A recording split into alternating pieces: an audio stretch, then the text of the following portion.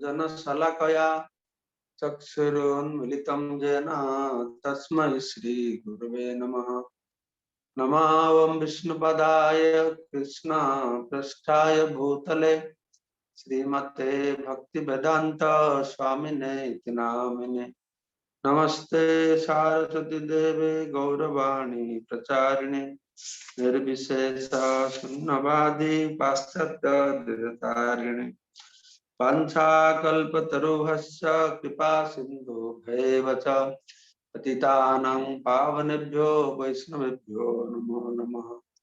जय श्री कृष्ण चैतन्य प्रभु नित्यानंद श्री अद्वैत गदाधर शिवासादि श्री गौर भक्तवृंद। हरे कृष्ण कृष्ण कृष्ण हरे हरे, हरे राम राम राम हरे हरे। मुखं करोति वाचालं पंगुलं हैतगिरिं यत्कृपातमहं वन्दे परमानन्दमाधवं श्रीगुरुचरणं श्रीचैतन्येश्वरम्। गीता महात्म्य। गीताध्ययनशीलस्य प्राणायाम परस्य च नैव सन्ति पापानि पूर्वजन्म कृतानि च। मलनिर्मोचनं पुंसां जलस्नानं दिने दिने सकृद्गीताम्बसि स्नानं संसारमलनाशनम्।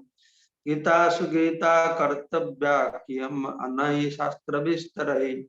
जा स्वयं पद्मनाभस्य मुखपद्माद्विनिसृता भारतामृत सर्वस्वं विष्णुवक्त्राद्विनिसृतम्।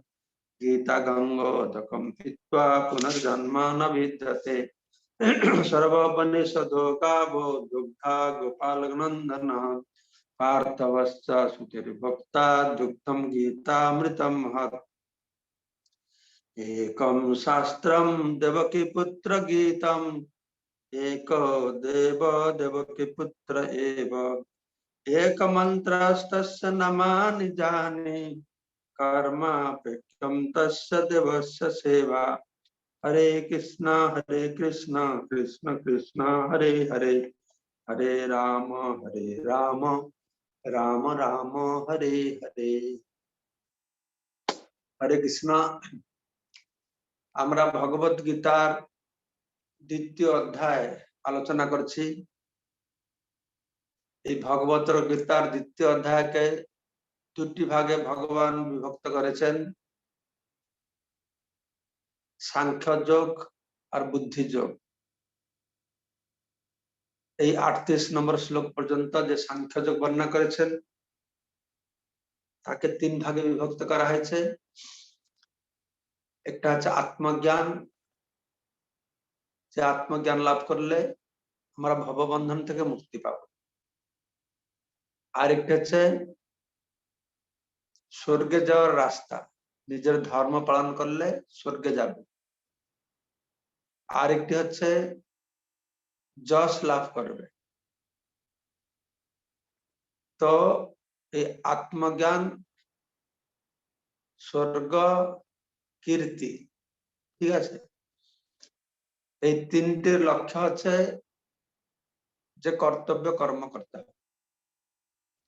আত্মজ্ঞান মাধ্যমে ভগবান কৃষ্ণ বললেন অর্জুনকে, তুমি দেহ না, তুমি আত্মা, আত্মার মৃত্যু হয় না, সেজন্য তুমি তোমার কর্তব্য কর্ম কর। তারপরে কর্তব্য কর্ম করলে তুমি স্বর্গে যাবে। তুমি ক্ষত্রিয়, ক্ষত্রিয় যদি যুদ্ধে তার মৃত্যু হয় সে স্বর্গ লাভ করবে। তারপরে যশ, তুমি ক্ষত্রিয় হিসাবে যুদ্ধ না করে তোমার যশ কীর্তি হানি হবে। এখান থেকে আমরা দেখছি যশ কীর্তির দ্বারা যশ লাভ করবে, কীর্তি লাভ করবে, তুমি এই জগতে সুখে থাকবে। যশ কীর্তি তোমার হানি হয়, নষ্ট হয়, তোমার তার থেকে দুঃখ আর কিছু নেই, একটা কথা। তারপর এই জগতের মানে মর্তলোকের বাহিরে স্বর্গের কথা বলছেন। তো স্বর্গে যদি যেতে চাও তাহলে তোমার কর্তব্য কর্ম তুমি করো, তোমাকে স্বর্গে নিয়ে যাবে।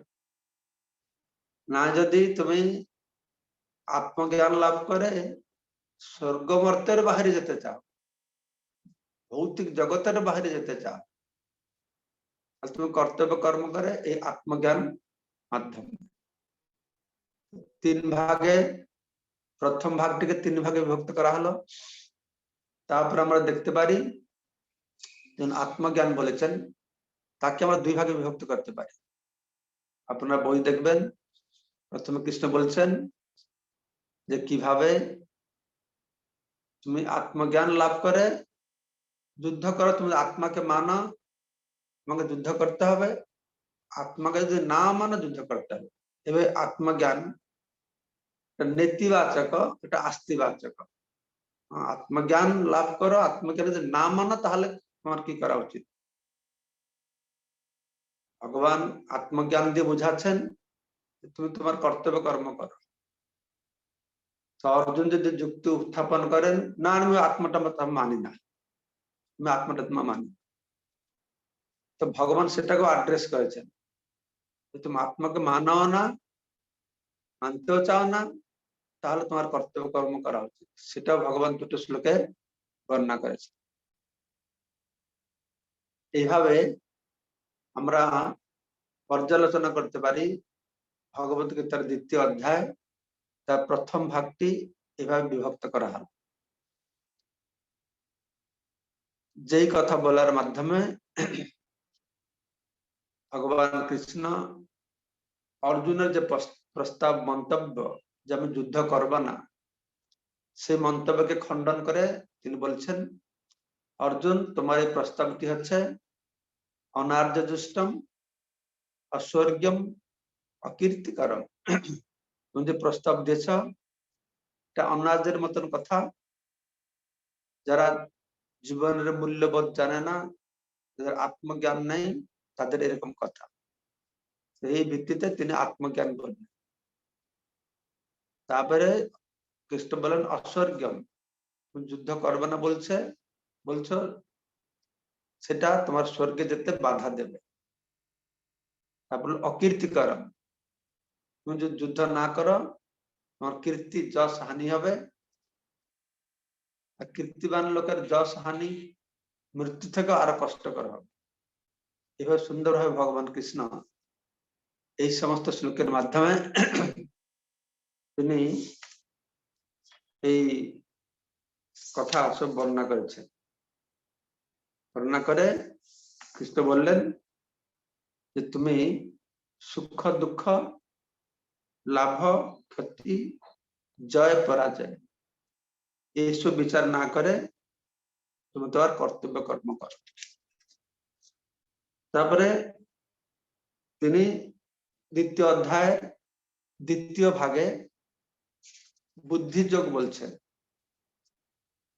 এই দ্বিতীয় ভাগকে আমরা দুই ভাগে আবার বিভক্ত করতে পারি যেভাবে প্রথম ভাগকে আমরা তিন ভাগে বিভক্ত করেছিলাম দ্বিতীয় ভাগটিকে দুই ভাগে বিভক্ত করা যেতে পারে প্রথম ভাগটিতে তিনি বর্ণনা করে বলছেন যে বুদ্ধিযোগটি কি সে কথা বর্ণনা করেছেন যে বুদ্ধিযোগটা বলে কি বুঝায় বুদ্ধিযোগটি কি বুদ্ধিযোগ হচ্ছে অচলা বুদ্ধি এই বর্ণনা করেছেন দ্বিতীয় ভাগে ভগবান বর্ণনা করেছেন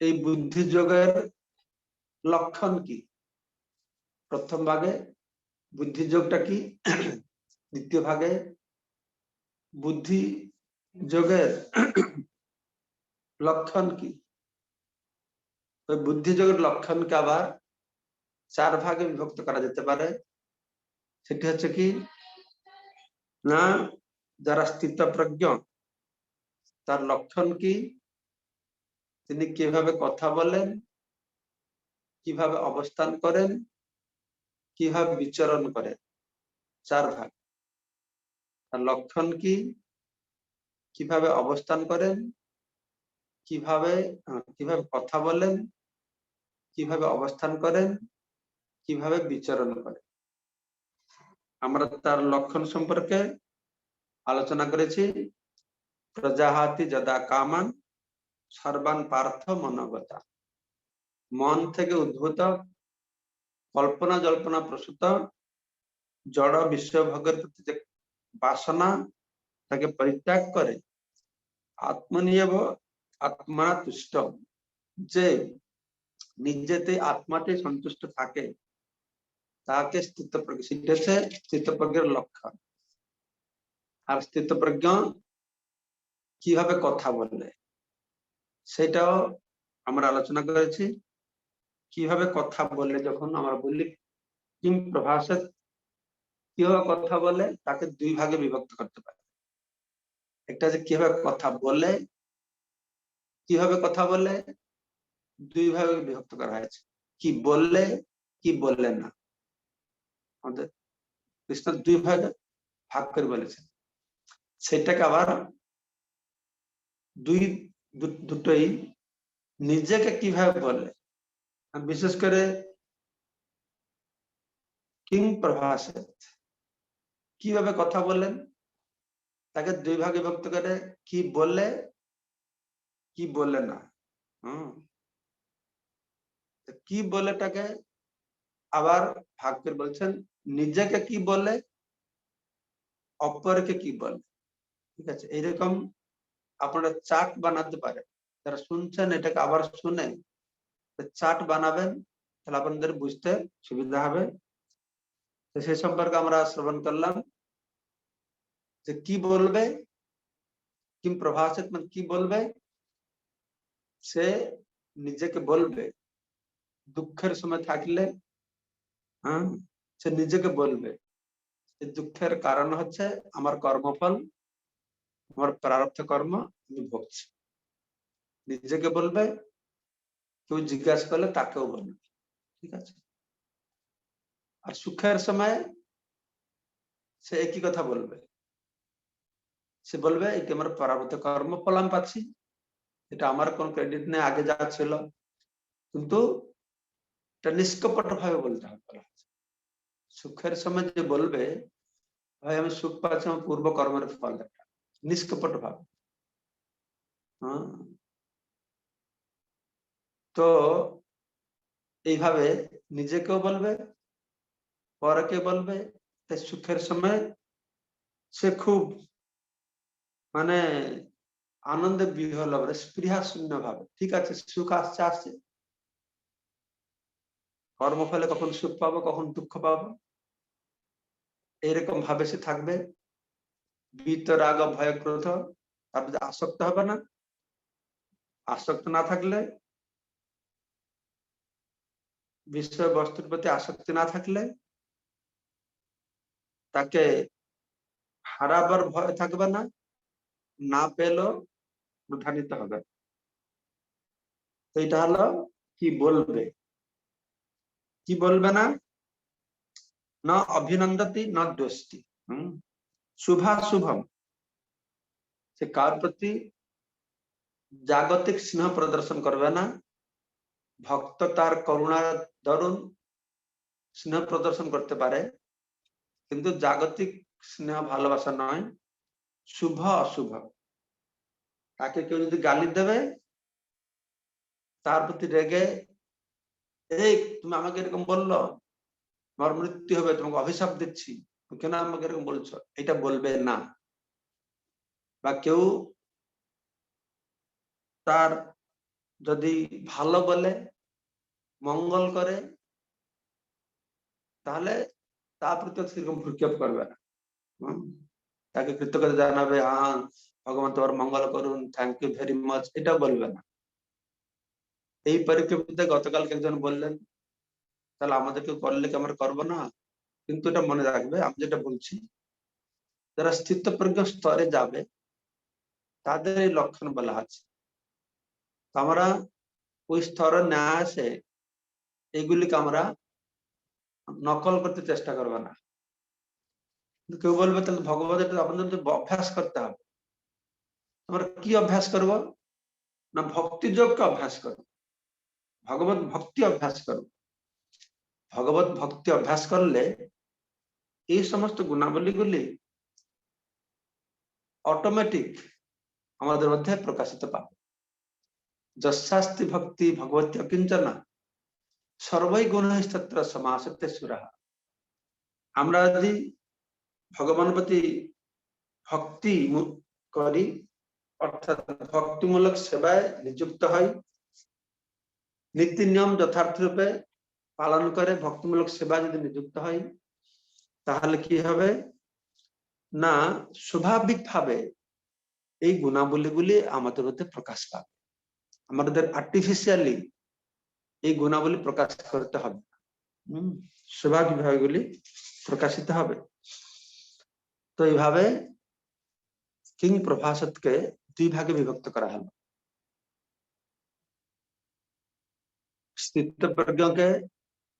স্থিতপ্রজ্ঞ লক্ষণ কি বলে, কিভাবে অবস্থান করে, কিভাবে বিচরণ করে, 4 ভাগে বিভক্ত করা হলো।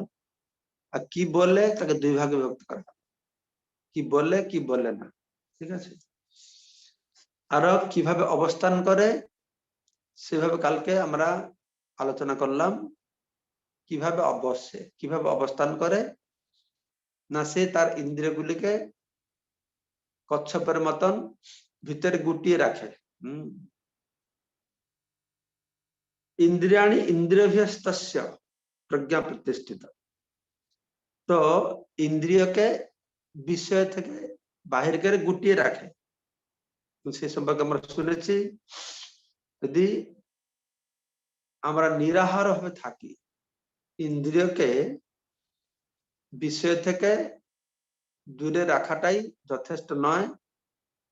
কেন না, ইন্দ্রিয় আবার যে কোনো সময় বিষয়ের প্রতি ধাবিত হয়ে যাবে। তাহলে ইন্দ্রিয়কে বিষয় থেকে দূরে রাখার উপায়টি কি না, পরং দুষ্ট নিবর্তনতে, তাকে আর উচ্চতর রস আস্বাদন করাতে হবে। তাহলে সে ইন্দ্রিয় ঠিক থাকবে, নাল ঠিক থাকবে না। যেন ভগবান কৃষ্ণ বলছেন, সাধারণ মানুষ দূরে থাকুক, পুরুষস্য বিপশ্চিত, যারা বিচার বুদ্ধি বিবেকবান ব্যক্তি, এই ইন্দ্রিয়ানি প্রমত্থানি, এই ইন্দ্রিয়গুলি মানে অত প্রমত্থানি, ইন্দ্রিয়ানি প্রমত্থানি, এই ইন্দ্রিয়গুলি অত চিত্ত বিক্ষেপকারী, যে যারা বিবেক বিচারবান ব্যক্তি, তাদের মনকেও বলপূর্বক হরণ করে থাকে। তাহলে কি করা যাবে? তাহলে যারা বিবেকবান অত উন্নত ব্যক্তি, তারা যদি ইন্দ্রিয়কে ঠিক করে করতে পারে না, বিষয় থেকে ইন্দ্রিয়কে দূরে রাখলেও, তাহলে আমরা কি করব? ভগবান বলছেন যে বিষয় থেকে ইন্দ্রিয়টাকে দূরে রাখলে যথেষ্ট নয়, বিষয় থেকে ইন্দ্রিয়কে দূরে রাখতে হবে, বিষয় থেকে ইন্দ্রিয়কে বিযুক্ত করতে হবে, আর কৃষ্ণের সঙ্গে যুক্ত করতে হবে।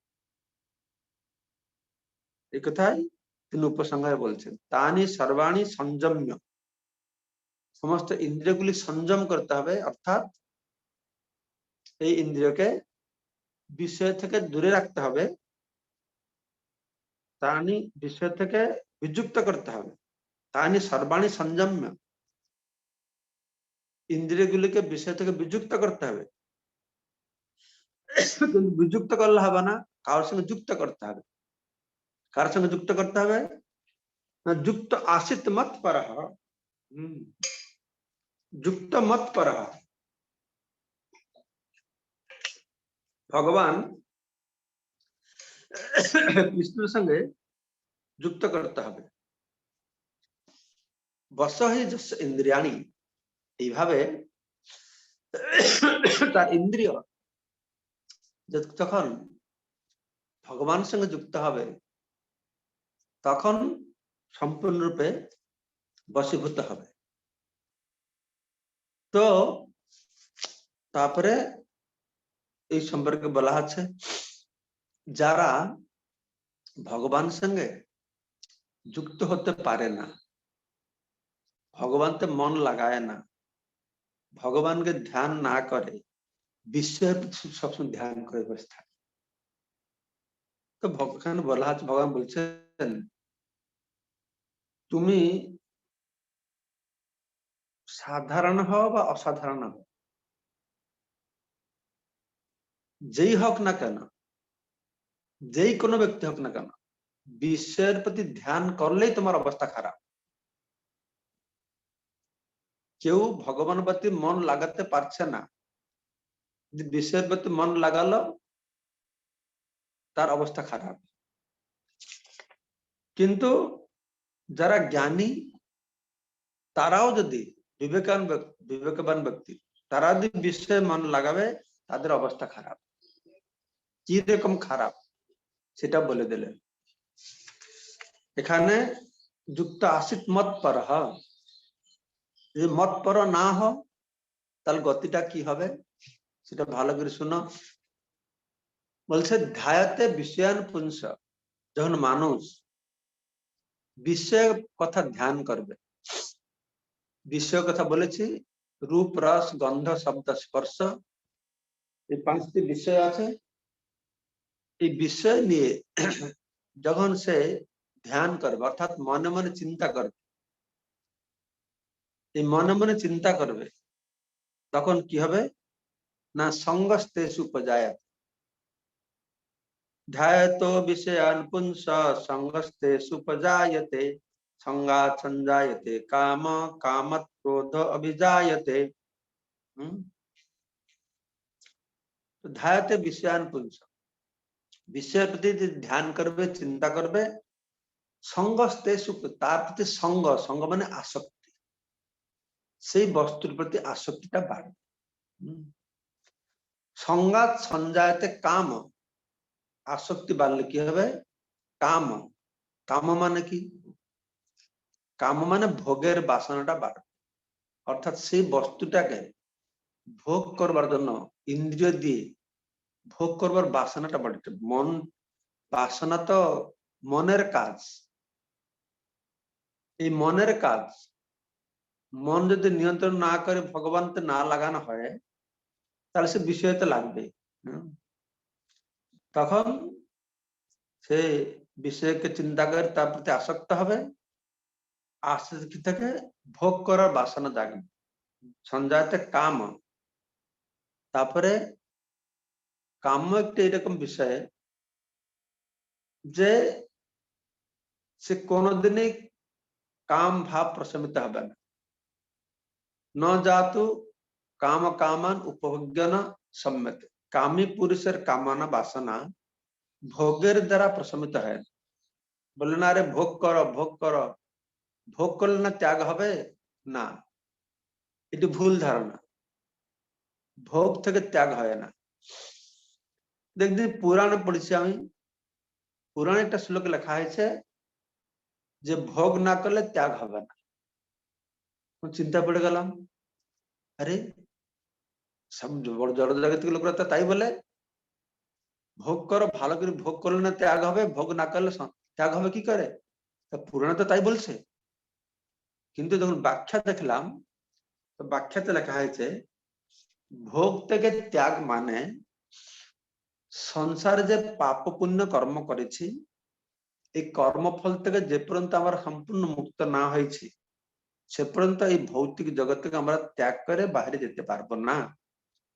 অর্থাৎ পুণ্য কর্মের ফল পাপ কর্মের ফল দুটোই ভোগ করতেই হবে। সেই জন্যই পাপ কর্ম করা যেভাবে নিষিদ্ধ করা হলো, পুণ্য কর্মটিও কেবল পুণ্য কর্ম কৃষ্ণে কর্মার্পণ না করে কেবল পুণ্য কর্ম করাটাই তাই নিষিদ্ধ করা হলো, কেননা সেটা ভোগ করতে আমাদের আবার এই ভৌতিক জগতে জন্ম হতে হবে। তাই এই কামাত ক্রোধ হবে যায়তে, কাম কোনদিন প্রশমিত হবে না। আগুনে যত ঘি ঢালি কখন আগুন বলবে না আমার পেট ভরে গেছে আর ঘি লাগবে না, আরো চাইবে আরো চাইবে আরো চাইবে। আরো ক্রোধ আসবে কোথা থেকে, আমার কামনা বাসনা পূর্তির যে বিরোধ করবে, যে প্রতিবন্ধক হবে, তখন তার প্রতি ক্রোধ আসবে, তার প্রতি ক্রোধ আসবে। কামনা বাসনার বশবর্তী হয়ে মানুষ ঘর সংসার করে, ঘর সংসার করে, তা কামনার পূর্তি করবার জন্য বিবাহ করে, বিবাহের সময় কত আনন্দ, কত উৎসব, কত অনুষ্ঠান, বাড়ির লোক সবার আনন্দ, নতুন বৌমা আসবে, তারপর তার ভাই বলবে আমরা বৌদি আসবে, লোকটা মনে করে আমার স্ত্রী আসবে, কি না আনন্দ, সবাই তো অনুভব করেছে না, আনন্দ অনুভব করেছে না। 1 মাস 2 মাস পর কি হয়, বৌদি আর দাদার খটখট লেগে যায়, ঝগড়াঝাটি লেগে যায়, কেন কামের পর ক্রোধটা থাকবেই থাকবে। কেননা এই স্বামী স্ত্রীর সম্পর্কটি শুদ্ধ সম্পর্ক নয়, এই সম্পর্ক, এই ভালোবাসাটি নিজ ইন্দ্রিয় ভোগের উপরে পর্যবেসিত, প্রতিষ্ঠিত, তাই ক্রোধ আসবেই আসবে। এই জন্য বলা হচ্ছে কামাত ক্রোধ অভিজায়, কাম থেকে ক্রোধ আসবে। আর ক্রোধ থেকে কি আসবে, কিন্তু ক্রোধান্বিত হয়ে যায়, স্মৃত ভবতি সম্মোহ, সে সম্মোহ মোহিত হয়।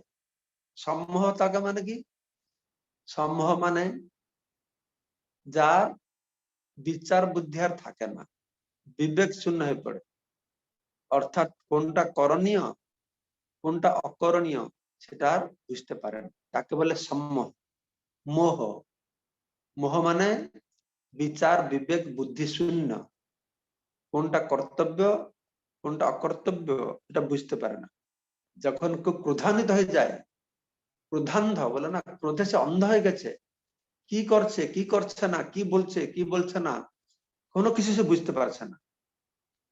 তো ক্রোধাৎ ভবতি সম্মোহ, ক্রোধ থেকে মোহ। আর সম্মোহাৎ স্মৃতি বিভ্রম। যখন এভাবে কেউ মোহান্বিত হয়, তার স্মরণ শক্তি পুরো হারিয়ে যায়। স্মরণ শক্তি হারিয়ে যায় বলে এটাই নয় যে কখন খাবে ভুলে যায়, কখন ঘুমাবে ভুলে যায়, তার বিজনেস কথা ভুলে যায়, এগুলো ভুলবে না, এগুলো ঠিক মনে থাকবে। স্মৃতি বিভ্রম মানে তার কোনো কিছু মনে থাকে না তা নয়, তার কলেজের পড়াশোনা মনে থাকে না তা নয়, বিজনেসের হিসাব কিতাব মনে থাকে না তা নয়। স্মৃতি বিভ্রম মানে তার শাস্ত্রীয় নির্দেশ সব ভুলে যায়। তো ইন্দ্রিয় তৃপ্তি থেকে যে দূরে থাকতে হবে এই জিনিসটা সে ভুলে যায়, শাস্ত্র নির্দেশকে ভুলে যায়, এই স্মৃতিটা বিভ্রম হয়। সে যত জানুক না, যত জ্ঞান থাকুক না কেন, সেই সময়টা সে জ্ঞান আর কাজ করে না, সে জানে সবকিছু। অর্জুন জিজ্ঞাসা করবে, অনিচ্ছানপি বার্ষ্ণে বলাৎ ইব নিয়োজিত, সে না চাইলে বলপূর্বক কেউ তাকে সেখানে যুক্ত করছে, সব জ্ঞান আছে, তবুও স্মৃতি বিভ্রম, সে সব ভুলে যাবে, সেই সব বিস্মৃত হয়ে যাবে, শাস্ত্রীয় নির্দেশকে বিস্মৃত হয়ে যাবে, ইন্দ্রিয় নিগ্রহের কথা বিস্মৃত হয়ে যাবে। স্মৃতি বঞ্চাত বুদ্ধি নাশ, তারপরে বিস্মৃতির ফলে বুদ্ধি নাশ হয়ে যাবে। আগে তাটা বুদ্ধির যোগ, আগে পর্যন্ত অচলা বুদ্ধির কথা বললাম, আর এখানে বুদ্ধি নাশের কথা বলা হচ্ছে। শেষে উপসংহারে কিন্তু বুদ্ধি নাশ হয়ে যাবে। আর যারা বুদ্ধি নাশ হলে কি হবে না, প্রণশক্তি সম্পূর্ণ এই জড় জগতে সে পতিত হয়ে থাকবে, সংসার চক্রে ঘুরতে থাকবে, পুনরপি জন্মম পুনরপি মরণম পুনরপি জননী জঠরে শয়নম, এইভাবে তার অবস্থা হবে। তো আমি আজকে এটা হচ্ছে কিম আসিত, কিভাবে অবস্থান করে তার অন্তর্ভুক্ত। তারপরে আছে যে কিভাবে বিচরণ করে, কিভাবে বিচরণ করে, আর 4-5টা শ্লোক আছে। আজকে তার ভিতরে প্রবেশ না করে আমরা এটাকে কালকে ঠান্ডা মাথায় শ্রবণ করব। আজকে আমি এটা ওভারঅল ডেসক্রিপশন আপনাদেরকে দিলাম। তো আমি সবাইকে অনুরোধ করব, যারা পারবেন এই ক্লাসগুলো শুনে আপনারা সবাই চেষ্টা করুন এটা এসে মতন লিখতে, 1 পাতা হোক 2 পাতা হোক, যতটুকু বুঝেছেন লিখুন, ভুল হোক ঠিক হোক ওটা কোনো চিন্তা করবেন না। প্রভুপাদ আমাদের নির্দেশ দিয়েছেন, আমার বই পড়ে তোমরা যেটা বুঝবে এটা লেখো, সেটা লেখো।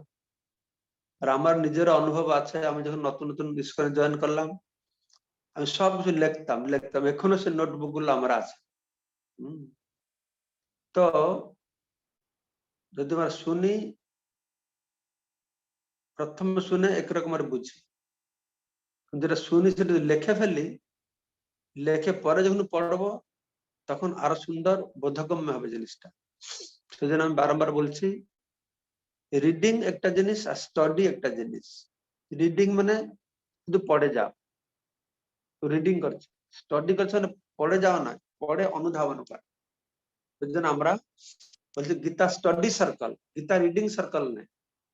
আমাদের যে ভক্তিবেদান্ত গীতা একাডেমি পক্ষ থেকে আমরা গীতা কলেজ করছি বা গীতা শিক্ষা দিচ্ছি, এটা গীতা রিডিং ক্লাব নয়, এটা গীতা স্টাডি সার্কেল। স্টাডি করতে হবে, অনুধাবন করতে হবে, এরকম ভেঙ্গে ভেঙ্গে বুঝতে হবে।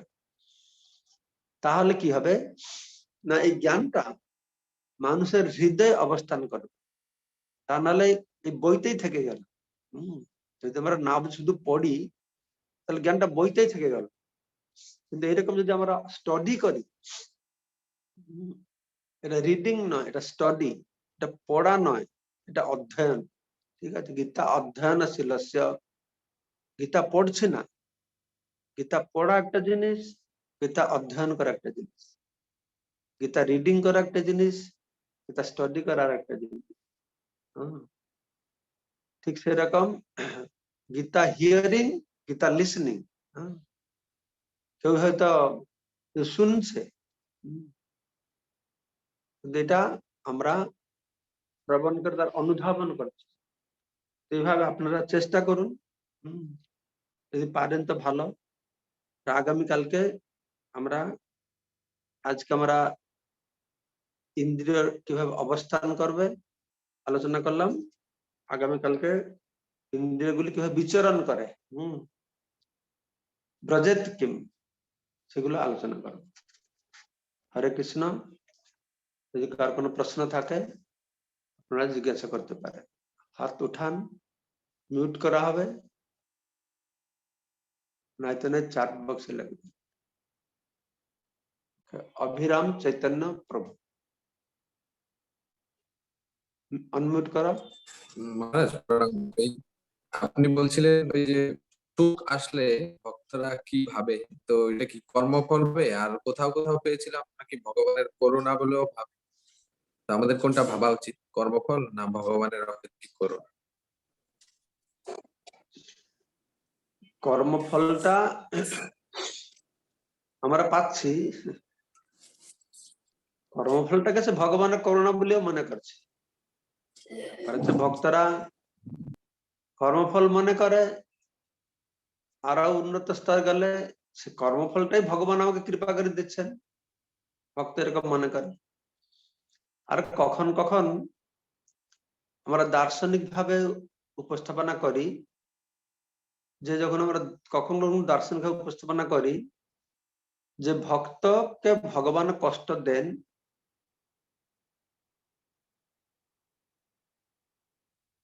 এটা দার্শনিক উপস্থাপনা, যে কষ্ট পেলে সে বেশি ভগবানের শরণাগত হবে। যেভাবে বাংলায় তোমাদের আছে, যে করে আমার আশ তার হয় সর্বনাশ,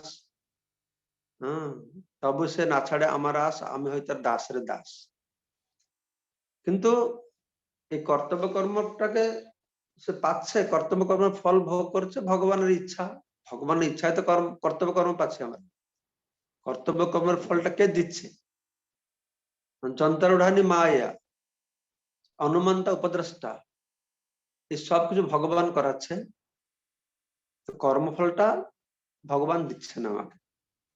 তখন সে বলছে না যে যেরকম বাহিরের লোকেরা দুঃখ পেলে তারা তো বলে ভগবান আমাকে কত দুঃখ দিচ্ছে, কেন ভগবান এরকম দুঃখ দিচ্ছে, এইরকম একটা কথা হল না, কেন ভগবান আমাকে এরকম দুঃখ দিচ্ছে।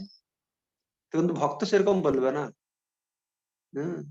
ভগবান কেন দুঃখ দিচ্ছে, ভগবান না, আমার কর্মফল আমি ভোগ করছি, ভগবান দিচ্ছে, কিন্তু ভগবান দিচ্ছে না দুঃখটা, এটা কর্মফলটা ভগবান আমাকে দিচ্ছেন, এটা আমার গ্রহণ করা ঠিক আছে।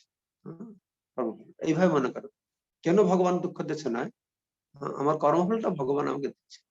ঠিক আছে, নেক্সট দেবু ঘোষ। হরে কৃষ্ণ মহারাজ, দণ্ডবোধ প্রণাম আপনার শ্রীচরণ কমলে। মহারাজ, আপনি শুরুতেই দ্বিতীয় শ্লোক দিয়ে শুরু করেছিলেন যে এখানে একটা শব্দ আছে অস্বর্গম। ভগবান শ্রীকৃষ্ণ এখানে মানে স্বর্গের কথা কেন উল্লেখ করেছেন? কেননা স্বর্গের উপরে তো আরো অনেক লোক আছে, ভগবত ধাম, আলটিমেট। হ্যাঁ, তো এখানে স্বর্গটা শুধু কেন হাইলাইট করেছে? স্বর্গ মানে স্বর্গীয় লোক, ঠিক আছে। হ্যাঁ হ্যাঁ হ্যাঁ, স্বর্গলোক বলি তার মধ্যে স্বর্গলোক, জনলোক, মহলোক, সত্যলোক, যেটা স্বর্গীয় লোক, ঠিক আছে। এই স্বর্গীয় লোকের মধ্যে যারা গৃহস্থ ক্ষত্রিয় তারা স্বর্গলোকে যায়, যারা ব্রহ্মচারী জনলোকে যায়, যারা বানপ্রস্থ মহল্লোকে যায়, যারা সন্ন্যাসী সত্যলোকে যায়। তো এখানে ভগবান কৃষ্ণ তাকে তো কর্মে প্রবৃত্ত, কর্তব্য কর্ম করাতে বলছেন, তিনি কোনোটাই বাদ দিচ্ছেন না, সবটাকে টচ করেছেন। যে তুমি যদি স্বর্গ কথা বাদ দাও, এক্ষুনি সুখে থাকতে চাও, এক্ষুনি সুখে থাকতে চাও, তাহলে তুমি কর্তব্য করো, যুদ্ধ করো, তাহলে তোমার কপালে দুঃখ। এখানে যদি থাকতে চাও, ঠিক আছে, মরার পরে স্বর্গে যেতে চাও, তা তোমার কর্তব্য কর্ম করো। আর মৃত্যু পরে ভগবত ধামে যেতে চাও, আত্মজ্ঞান পেল, তা কর্তব্য কর্ম করো। আমি প্রথমে যেটা বললাম, ভগবান কোনটাই বাদ দিচ্ছে না, কোনটা তুমি বুঝতে চাইছো। আত্মজ্ঞান পেয়ে ভগবত ধামে যেতে পারো, সেটা ভগবান সবটা বলছে। এগুলো শ্রদ্ধা, সে বিচার করবে, হ্যাঁ, কি করবে কি নাই, কোনটা করলে কি হবে ভগবান বলে দিচ্ছেন, এটা করলে এই হবে, এটা করলে এইটা হবে, এটা করলে এটা হবে। ঠিক আছে, যত ইচ্ছা আছে তত করো। এবার তুমি কি বিচার করছো, তুমি চিন্তা করে দেখো। তাই ভগবান যদি গীতার শেষে বলছেন সর্বধর্মান পরিত্যজ্য মামেকম শরণম ব্রজ, তো প্রথম তো সেটা বলে দিতে পারতে, মন মানা ভব মদ্ভক্ত মজ্জাজি মাঙ্গ নমস্কুরু, প্রথমে সেটা বলেননি। প্রথমে বলছেন তুমি তোর কর্তব্য কর্মটা কর, কর্তব্য কর্মটা করলে ভগবত ধামে যাওয়া যায় না, কর্তব্য কর্মটা করলে স্বর্গলোকে যাওয়া যায়, যশ পাওয়া যায়। তারপর বলছেন তাহলে তুমি বন্ধন থাকবে, তখন কর্তব্য কর্মকের ফলটা ভগবানকে দাও, ফলের বন্ধন থেকে মুক্তি পেল। তো এরকম আস্তে আস্তে আস্তে আস্তে ধাপে ধাপে করে তিনি সর্বধর্মান পরিত্যজ্য মামেকম শরণম ব্রজ বলেছেন। ঠিক আছে, মঙ্গলময় কৃষ্ণ প্রভু বলুন, অনমিউট করো। হরি বল। সাগর কোথায় গেল? হরে কৃষ্ণ প্রভু, আপনি আনমিউট করুন, আনমিউট করে বলুন। তোমরা আনমিউট করতে পারবে না? সাগর, ওকে রাজীব, রাজীব রাজীব রাজীব প্রভু আনমিউট করে বলুন। আপনি রাজীব প্রভুকে আনমিউট করো। হ্যাঁ বলো, আবার তুমি উঠে গেল। রাজীব প্রভু আনমিউট করে বলুন। আনমিউট করে আবার মিউট করে দিচ্ছে।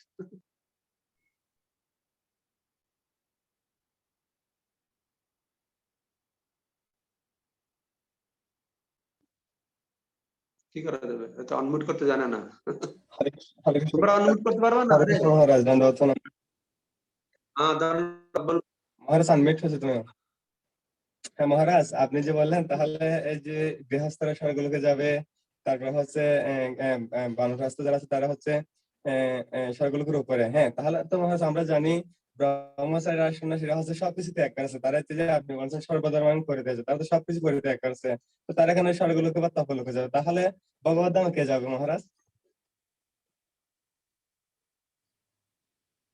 ভগবত মহারাজ সে ব্রহ্মচারী হোক, মহারাজ, সন্ন্যাসী হোক, আপনি যে বললেন। শোনো শোনো শোনো, ঠান্ডা মাথায় শোনো, ঠান্ডা মাথায় শোনো।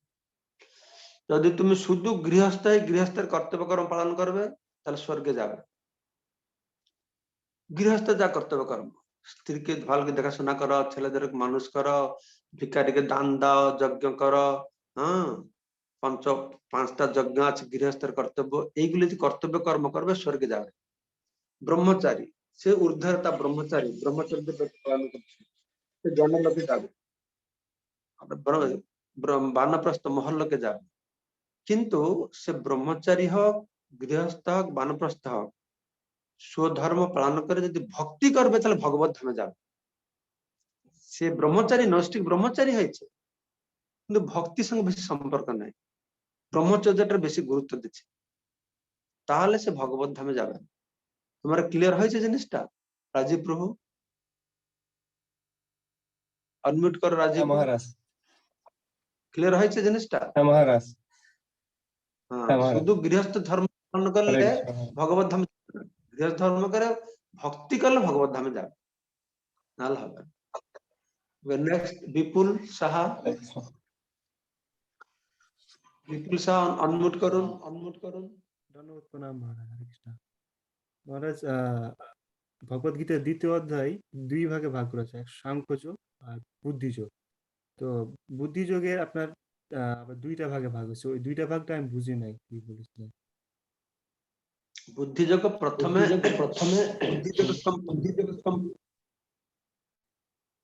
রিজাল্ট করছে কেন? প্রথমে বুদ্ধিযোগ সম্পর্কে বলেছেন, তারপরে বুদ্ধিযোগ মানে অচলা বুদ্ধি, সেটা বর্ণনা করা হয়েছে প্রথম ভাগ। দ্বিতীয় ভাগটা আছে এই অচলা বুদ্ধি স্থিত প্রজ্ঞ, যে তার গুণ আর লক্ষণ কি, এটা দ্বিতীয় ভাগে বলা হয়েছে। ঠিক আছে, বুঝতে পেরেছ?